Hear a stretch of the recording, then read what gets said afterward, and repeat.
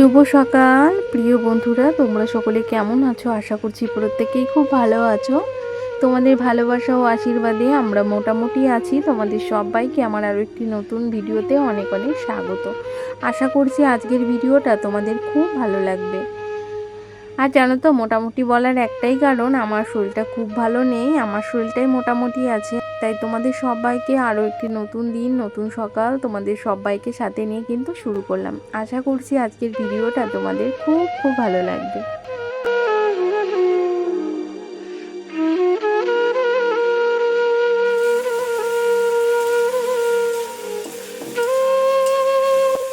আজকের বারটা হলো শনিবার, আর আজকের ভিডিওটা কিন্তু আমি বেলার থেকেই শুরু করেছি, ওই 7টা থেকে ভিডিওটা শুরু করেছি। আজকে সকাল সকাল কোনো ভিডিওই শুরু করা হয়নি, মানে সকালবেলা সমস্ত কাজই অফ ক্যামেরায় করেছি। আর অফ ক্যামেরায় করে তারপরে যে চলে এসেছি রান্নাবান্নার দিকে। আর আজকে কিন্তু কাবলি ছোলা দিয়ে একটু ঘুগনি করছি। আর এই দেখো, মশলাটা আমার কষানো হয়ে গেছে, এখন কিন্তু সমস্ত কিছু ভাজা হয়ে গেছে। এখন কিছুটা গরম জল দিয়ে দিলাম। আর ওদিকে আমি কালকে রাতের বেলা কিছুটা ময়দাও মেখে রেখেছিলাম, মেখে কিছুটা লেচি করে রেখে দিয়েছিলাম সকালবেলা রান্না করব বলে। আর আমার ছেলে দুদিন ধরে খুবই বায়না করছে যে মা আমাকে একটু লুচি ঘুগনি করে দাও, তাই ওর অনুরোধেই কিন্তু আজকে সকাল সকাল লুচি ঘুগনি করেছি। আর তোমাদের দাদাভাই যেহেতু অফিস যাবে, ওর জন্য কিন্তু আমি এই যে রান্না করছি লুচি ঘুগনি। আর তোমাদের দাদাভাই তো সকালবেলা ভাত খেতে চায় না, তাও মাঝে মাঝে অনেকটা চাপ হয়ে যায় আমার, ওই জন্য মাঝে মাঝে ভাত খায়। কিন্তু আজ ভাবলাম সবাইকেই সকালবেলার জলখাবারে এই যে লুচি ঘুগনি করে দেব, তারপরে দুপুরবেলার দিকে আবার রান্না করব। তাই এই যে সকাল সকাল কিন্তু আমি এই যে লুচি ঘুগনি করে নিচ্ছি। আর লুচি না আমি খুব ভালো বেলতে পারি না, তবে যেটুকু পারি আমাদের বাড়ির খাওয়ার মতো চলে যায়। মানে কেউ আসলে একটু দিলে একটু কেমন লাগে, মানে আমার লুচিগুলো খুব বেশি গোল হয় না, এই যা। তবে ফোলে খুব সুন্দর, জানো, একদম ফুলকো ফুলকো হয়।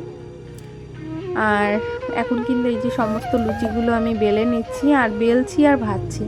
কি করব বলো, একা হাতে এভাবেই করতে হয়।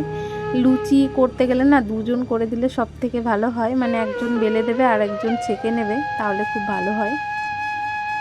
আর এই যে আমি যখন ভয়েসটা দিচ্ছি না, তখনও আমার মানে শরীরটা ভালো লাগছে না। তোমাদের প্রথমেই তো বললাম আমার শরীরটাই ভালো নেই, কেননা কদিন হলো আমার মনটাও যেমন ভালো লাগছে না, আমার শরীরটাও তেমন সাথ দিচ্ছে না।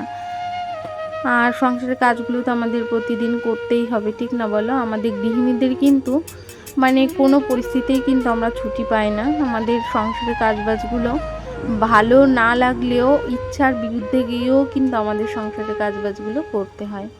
তেমনই আমারও এইভাবেই কাজগুলো করতে হচ্ছে, ভালো লাগছে না তবুও করতে হচ্ছে। তবে যাই হোক, এই যে লুচিগুলো কিন্তু খুব সুন্দর হয়েছে। আর এদিকে ঘুগনিটাও আমি একটু ফুটতে বসিয়ে দিয়েছি, আর এখন কিন্তু আমি আর একটু জাল দিয়ে বন্ধ করে দেব।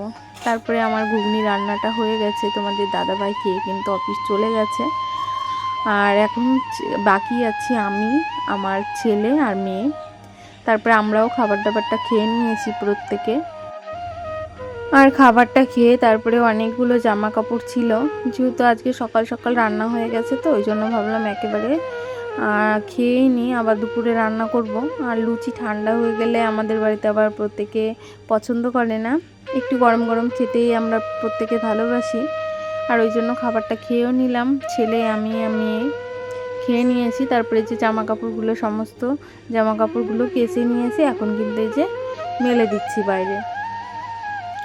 আর দুষ্টুটা আমার সঙ্গেই আছে। আর এই দেখো, বাড়িতে যে চৌকিগুলো এনেছি সেগুলো কিন্তু বাইরেই আছে। আর এদিকে আমার ছেলেও বসে একটু ফোন দেখছে, ও যেহেতু আজকে স্কুল নেই ওই জন্য বাড়িতেই আছে। আর তোমাদের সঙ্গে কথা বলতে বলতে এই যে সমস্ত জামা কাপড়গুলো আমার যেমন মেলা হয়ে গেছে। আর আমার দুষ্টু পাখি না খুব সুন্দর কথা বলে, জানো, ওর কথাগুলো ভীষণই ভালো লাগে। তা ওর সঙ্গে কথা বলছিলাম, বলতে বলতে সমস্ত জামা কাপড়গুলো মেলে তারপরে অনেকগুলো থালা বাসন ধুয়ে এনেছি। এখন থালা বাসনগুলো দেখো জায়গায় রেখে দেব। দেখবে টিফিন করলেও না অনেক থালা বাসন বের হয়, জানো। আর এই থালা বাসন 3-4 বার করে মাজতে হয়, মানে বলতে নাই তাই। সকালবেলা এক চোট মাজতে হয়, আবার দুপুরবেলা মাজতে হয়, আবার রাতের বেলা। আবার এর মধ্যে তো যদি আবার সন্ধ্যার দিকে টিফিন করা হয় তাহলেও কিন্তু অনেকগুলো বাসন পড়ে। এভাবে যে কতবার বাসন কোসন মাজতে হয় তা আর তোমাদের বলে বোঝাতে পারবো না। আর সবথেকে দুঃখের বিষয়, সমস্ত কিছু বাইরে নিয়ে মাজতে হয়, তো ওই জন্য মাঝে মাঝে একটু কষ্টও হয়। তবে কি করব বলো, যার যার কপালে যেটা আছে সেটা তো করতেই হবে। আর আমার কপালে এরকমই ছিল, তাই সেটাই আমি করছি। তবে মাঝে মাঝে একটু খারাপ লাগে, যেহেতু শরীরটা ভালো নেই, তো ওই জন্যই খারাপ লাগছে। শরীরটা ভালো থাকলে আবার অত চাপ লাগতো না কাজ করতে। তারপরে দেখো এই যে এখন ওই কটা বাজে, 10টা মতো বেজে গেছে।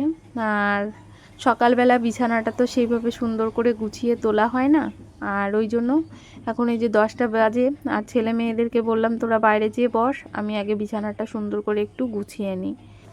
বিছানাটা কিন্তু এভাবে গুছিয়ে রাখলে বেশ ভালো লাগে দেখতে, আর নিজের যেমন ভালো লাগে তার সঙ্গে বাইরে থেকে কেউ এসে দেখলেও খুব ভালো লাগবে তার।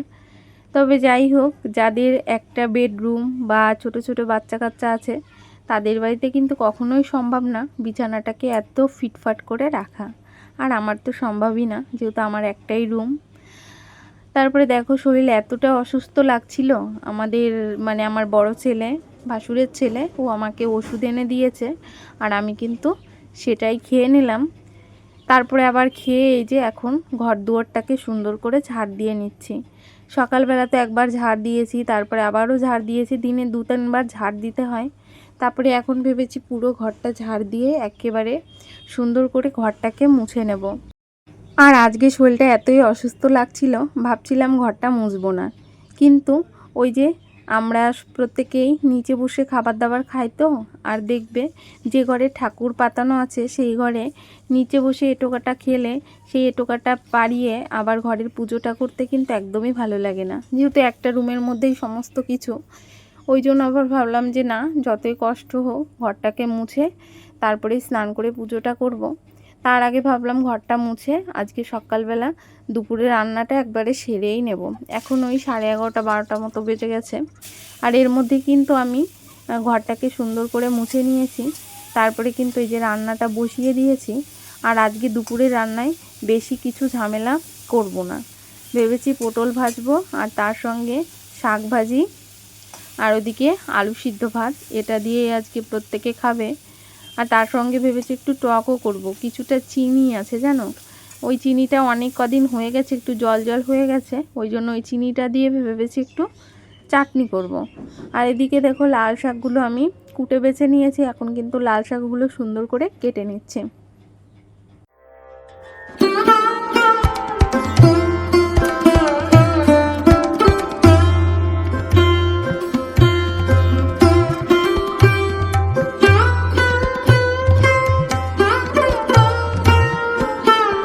তারপরে শাকগুলো আমার কোটা হয়ে গেছে, আর এদিকে কিন্তু পটল ভাজিও হয়ে গেছে। আর রান্না বসিয়ে দিয়েই কিন্তু এই যে শাকগুলো বেছে নিয়েছি, তারপরে আবার শাকগুলো কুটেও নিলাম, কলপাট থেকে ধুয়ে নিয়ে এসেছি। তারপরে দেখো আজকে যেহেতু শনিবার, আর লাল শাকের মধ্যে না একটু রসুন পেঁয়াজ দিলে কিন্তু দারুণ লাগে খেতে, কিন্তু আজকে যেহেতু শনিবার ওগুলো তো কিছুই দেওয়া যাবে না। তারপরে দেখো এই যে ভাতটাও কিন্তু উত্তর এসে গেছে, আর এদিকে শাকটা আমি একটু ঢেকে দেব। আর আজকে শাকটা ভেবেছি মেয়েকেও একটু খাওয়াবো, ওই জন্য একটু নরম নরম করেই শাকটা ভাজবো। তারপরে দেখো এই যে ভাতটা একটু নাড়িয়ে দিয়ে ওদিকে আবার চলে গেলাম। দুটো জলের ঢাপ আছে, জলের ঢাপগুলো তো মানে সেইভাবে পরিষ্কার করাই হচ্ছে না, আর দেখলাম আজকে একটু পরিষ্কার করে নিই। আর এই দেখো জল ঝাঁকিয়ে নিলাম। তারপরে আজকে ভেবেছি উপরটাই সুন্দর করে একটু মেজে নেব। আজকে আর হাতে অতটা বেশি সময় নেই, যেহেতু রান্না করতে করতে না বোতলগুলো সেইভাবে পরিষ্কার করতে পারবো না, ওই জন্য উপরটাই সুন্দর করে একটু মেজে নিলাম। যেহেতু উপরটা একটু তেল তেলে হয়ে গেছে, ধরলে কেমন স্লিপ খাচ্ছে, ওই জন্য উপরটা স্কচব্রাইটটা দিয়ে সুন্দর করে বাইরেটা মেজে নিলাম। আর তারপরে জল দিয়ে ভালো করে ধুয়ে নিয়ে ঘরে চলে আসলাম। তারপরে এসে দেখি ভাতটা আমার হয়ে গেছে। তারপরে ভাতের মাঠটা গেলে নিয়ে ভাতটা তাপ বসিয়ে দিলাম। তারপরে দেখলাম শাকভাজিটাও হয়ে গেছে, শাকভাজিটাও নামিয়ে নিলাম। এরপরে একটু করব তেঁতুল দিয়ে আর আমড়া দিয়ে একটা টক করব, সেটা তোমাদের সঙ্গে শেয়ার করা হয়নি। তারপরে রান্নাবান্না সব কমপ্লিট হয়ে গেছে, তারপরে চলে গেছিলাম স্নান করতে। তারপরে স্নান করে এসে ঘরের পুজোটাও কমপ্লিট করে নিলাম। এখন ওই 1টা মতো বেজে গেছে, দুপুরে 1টা বেজে গেছে। পুজোটা একটু ব্যস্ত হয়ে করলাম, যেহেতু ছেলে মেয়েদেরকে ভাত দেব। আর আমার মেয়েটা কিন্তু এই টাইমটা খেয়ে তারপরেও কিন্তু ঘুমোয়, মানে ওই 1টার মধ্যে ওকে খাবারটা খাইয়ে দিয়ে তারপরে কিন্তু ও ঘুমিয়ে পড়ে। তারপরে দেখো ওদের প্রত্যেকের জন্য ভাত বেড়ে নিয়েছি, আর মেয়েকে আমি খাইয়েই দেবো আর ছেলেকে একটু ভাত মাখিয়ে দেবো। আর এই দেখো সকালবেলা তো কাবলি ছোলা করেছিলাম, সেটাও বেশ খানিকটা আছে। আর ওদিকে এই যে আমরা দিয়ে যে টকটা করেছিলাম সেটাও করেছি, আর প্রত্যেকে ওরা খেয়ে নিয়েছে। তারপরে তোমাদের সঙ্গে আর কোনো ভিডিওই শেয়ার করা হয়নি, বিকালবেলার কোনো ভিডিও আর শেয়ার করিনি আমি দুপুরবেলার। আর এই যে চলে এলাম রাত্রের বেলায়। আর এই দেখো আজকে আমি আবার একটু বাজারেও গিয়েছিলাম। বাজারে গিয়ে এই যে খুবই পছন্দ আমার এই শাঁখাগুলো। আর এই দেখো আমি দুটো এই যে পলার উপরে পেস্টিং করা শাঁখা যেগুলো হয় না, সেগুলো নিয়ে এসেছি। খুব পছন্দ হয়েছে আমার, তাই। আর তোমরা প্রত্যেকে বলো ডিজাইনটা কেমন হয়েছে। আর এই শাঁখাগুলো নিয়ে এসেছি আমি আজকে। তারপরে দেখো সন্ধ্যাবেলা একটু চা করলাম, যেহেতু মাথাটা সারাদিনই ভাল লাগছিল না, এখনও ভাল লাগছিল না, ওই জন্য আবার একটু চা করেছি। আর আমি আর মেয়ে এখন একটু চা বিস্কুট খেয়ে নেব, তারপরে আবার চলে যাব রাতের বেলা রান্নাবান্নার করতে হবে। আর রাতে ভেবেছি করব হলো ডাল করব, তার সঙ্গে একটু ডালের বড়া করব। বিকালবেলার দিকে ভিজিয়ে রেখেছি ডালটা। তারপরে দেখো ওদের ওর বাবা বাড়ি এসছে, আর বাড়ি আসার সময় এই যে দই নিয়ে এসেছে। আর ঘরে ধূপকাঠিও বাড়ন্ত ছিল, ধূপকাঠি এনেছে, নকুলদানা এনেছে, তারপরে এই যে পাস্তা এনেছে, মুড়ি এনেছে, এগুলোই এনেছে। তাই প্রিয় বন্ধুরা, ভিডিওটা আর বেশি বড় করলাম না, ভিডিওটা এই পর্যন্তই। তোমরা প্রত্যেকে ভালো থেকো, সুস্থ থেকো, সবাইকে টাটা, বাই বাই। দেখা হবে আবার নেক্সট ভিডিওতে, টাটা।